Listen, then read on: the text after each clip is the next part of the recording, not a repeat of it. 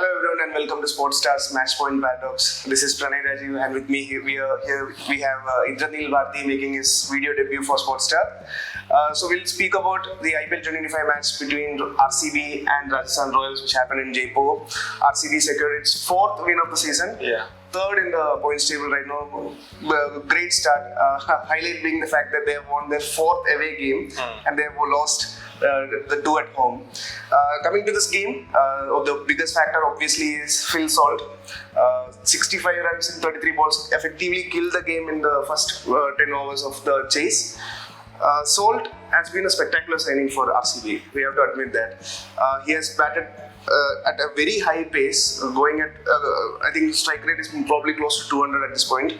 What he has done by striking at that higher pace is that he has allowed a player like Virat Kohli, a player like Padikkal to take it easy, as we saw today. Because he brought down the required run rate by a huge margin, these two, Padikkal and Kohli, could just marshal the chase into this game.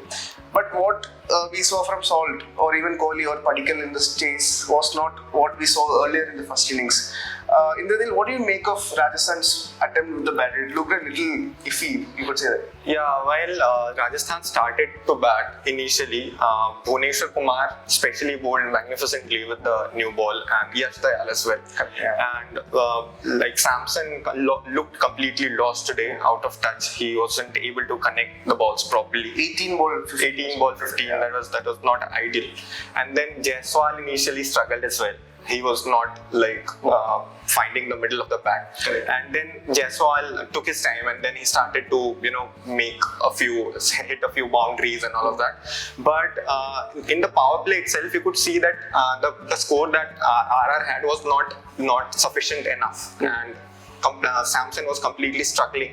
And then after that, the first power play when Krunal Pandya came in, he showed brilliant control with the ball.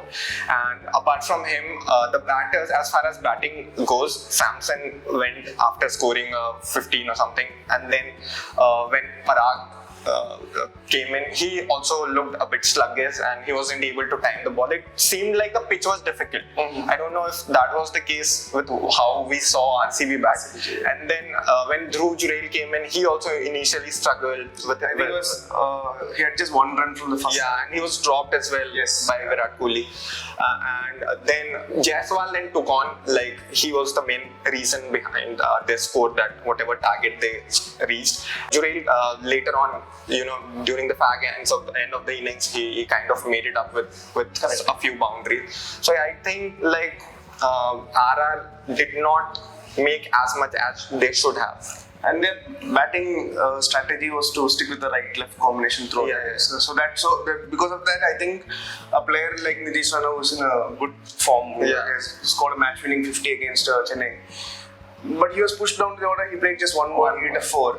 Do you think maybe Nitish Rana could have come up before Jurel or say Hitmaier? Like strategy-wise, as far as RR have been like completely, stick with this kind of a right-left combination throughout the tournament, and Rahul Dravid believes in this philosophy, so we know that.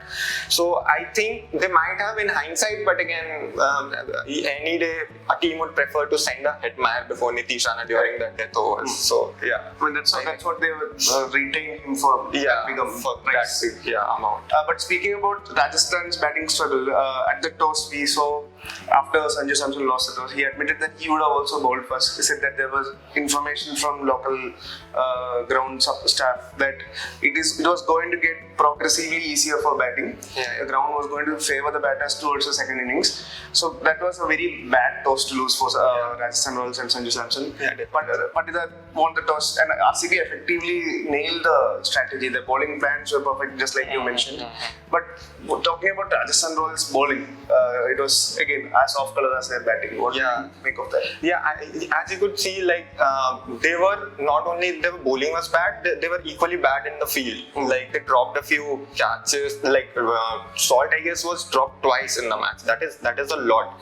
Like you cannot drop a player of Salt's caliber and the form that is in twice in a match. And apart from that, their bowling, none of their bowlers looked like, apart from Kumar Karthike, maybe none of their bowlers were even Archer struggled to find his length today. In his first over itself, I think 3 boundaries were scored of him. 2 boundaries, yeah. 2 or 3. So I think the bowlers of RR were not, their line and lengths were not on target, and how good the RCB bowlers were. And they considered the chasing with 3 overs. 3 overs to spare. So it's a big defeat. Affects their net run rate, affects their morale, of course. So yeah, coming back to RCB, they have won 4 games, as I already said, 4 games away from home, lost 2. I think it's that's going to be a pattern for RCB throughout this strange pattern. For Rajasthan Royals, this has been a struggle of a season so far. They won just 2, they have lost 4. They're 7th in the points table right now, and it also doesn't help that they're playing their first home official, like home game at Jaipur, almost at midway through the season.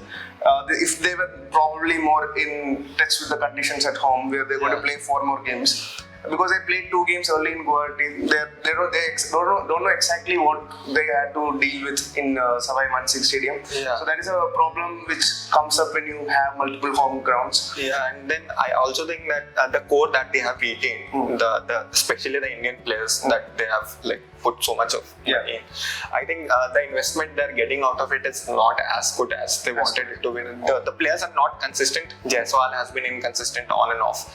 Samson himself, Parag, Jurel, all of them have been highly inconsistent. Sandeep Sharma is not as good as he was last season.